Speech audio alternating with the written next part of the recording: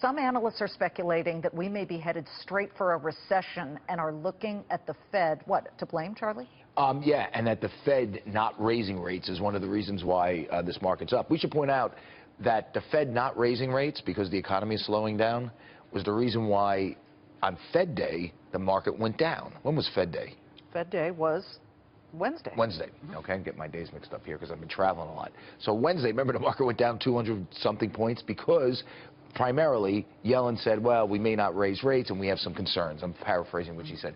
Today, as the weak GDP revision for the fourth quarter comes out, people are saying the same thing. Yeah, we have a weak economy. We're not going to raise rates. Well, John Sylvia was just on from Wells Fargo. He said not until June at least. Yeah, well, you know, here's what I would just say. What really is going on here. I think there's this correlative trade between oil and stocks right now, right? It's clear. Oil goes up, stock market likes higher oil prices because I think it's good for global stocks, and you know well, there are 40 oil companies in the S&P, right. And Consol is an energy company, and some of the Middle Eastern sovereign wealth funds won't be selling stocks, you know, to make up for losses to take in on oil.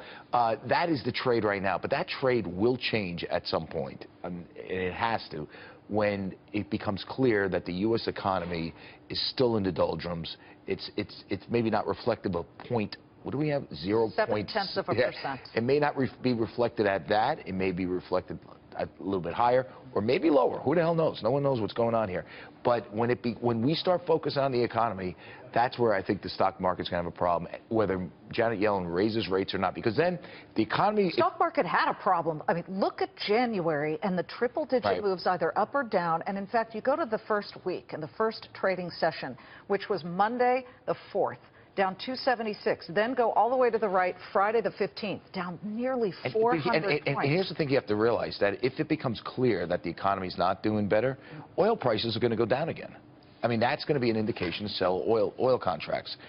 This is a really scary market if you're out there. I know it's a good day, but I don't think this day is indicative of sort of the underlying pressures on the market. On top of it, the dollar went up 11% in the month of January alone, and that's great if you're going traveling and you want to buy things overseas. I believe it's slightly higher today. Slightly higher, oil down. Okay, that's a buy the market.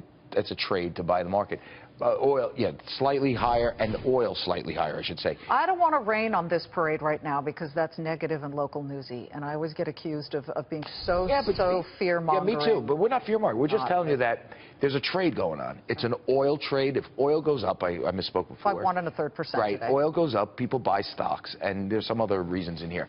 I will say that trade is going to unwind at some point, and the stock market is going to reflect lower corporate earnings, which is slowing corporate earnings, and the fact that it looks like we're heading to an economic slowdown and maybe a recession. Who knows? I'm telling you, this is a scary market. If Janet Yellen's not raising rates in March, that means she's scared. Well, or she's thinking too much about the stock market. She's scared, maybe. Charlie, thank you. She's scared about the economy. I'm telling you, she's scared.